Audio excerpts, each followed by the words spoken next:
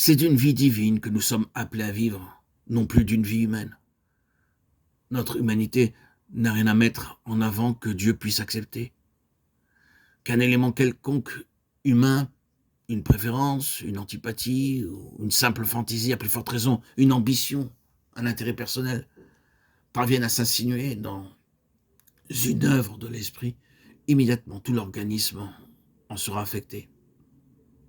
C'est toujours l'homme, dans ce qu'il apporte de lui-même, qui frappe de paralysie l'œuvre de Dieu.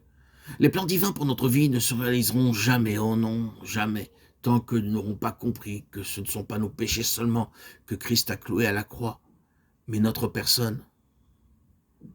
L'obstacle, la source de tous nos ennuis, c'est nous-mêmes. Nous-mêmes. Mais alors, n'est-ce pas étrange que nous soyons si lents à accepter notre crucifixion avec Christ? Seul moyen pourtant d'assurer à sa vie une expression dans la nôtre. Pourquoi donc cela? Parce que l'homme veut bien d'une mort symbolique. Mais cette mort-là, la vraie, il n'en veut pas. Et c'est là que nous touchons du doigt le scandale de la croix. Car dans ce sens-là, elle est un scandale pour le chrétien, autant que pour l'homme du monde. Et c'est ici peut-être que nous touchons la cause la plus profonde. Car que sont le monde et la chair, sinon des armes entre les mains de Satan? C'est grâce au monde et à la chair que la hiérarchie satanique perpétue son emprise sur les hommes et que Satan continue à régner en maître sur toute l'ancienne création. Or, en approchant de la croix, Christ a dit, maintenant, le prince de ce monde va être jeté dehors. Considérant rétrospectivement l'œuvre du calvaire, Paul plus tard dira que par la croix, Christ a dépouillé les dominations et les autorités, et en triomphant d'elles, les a victorieusement données en spectacle. Il ne faut donc pas être surpris si la grande hiérarchie vaincue met tout en œuvre pour neutraliser les effets de la croix et frustrer le Seigneur Jésus des fruits de sa victoire. Et elle y travaille de diverses manières. Grâce à ces insinuations, le message de la croix est présenté sous de toute autre couleur. On laissera tonner contre le monde, mais on fera rentrer par la porte de derrière ses méthodes, ses ressources, son esprit, qui absorberont comme des sangsues la vitalité spirituelle de l'Église.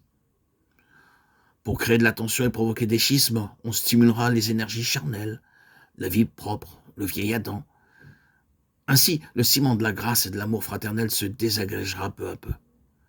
Et bien sûr, pour obscurcir la nécessité de la régénération, on mettra en avant l'homme au premier plan, poussant à la philanthropie, au culte de la beauté.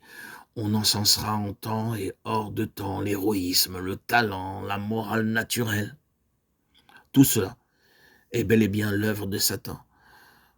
L'avez-vous saisi? L'avez-vous intégré? L'avez-vous compris? L'avez-vous vu? Demandez au Seigneur de vous permettre de discerner sa volonté de la volonté de l'ennemi. Demandez-lui d'avoir la vision claire, céleste, de ce que Dieu attend de nous. Il faut le dire, la réputation, le prestige, ce penchant inné de l'homme à voir grand, à vouloir augmenter sa clientèle et réussir sur le monde, sont choses contraires à l'esprit de Christ. Et c'est bien avec ces jouets-là aussi que l'ennemi distrait son monde et parvient à détourner de la croix, oui même des serviteurs de l'Évangile.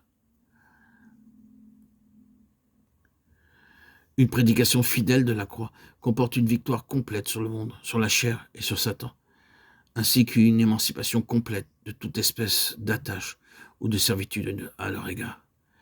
Il faut donc prévoir que cette prédication-là, les forces intelligentes du mal feront tout pour l'empêcher et ne se tiendront pas pour battus sans avoir remué ciel et terre pour exciter contre la croix l'hostilité de tous et mettre sur son compte toutes les responsabilités possibles.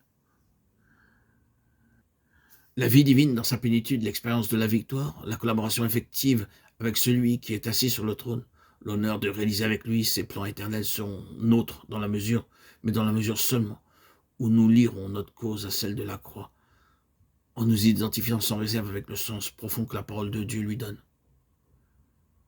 J'ai été crucifié avec Christ, désormais ce n'est plus moi, c'est Christ.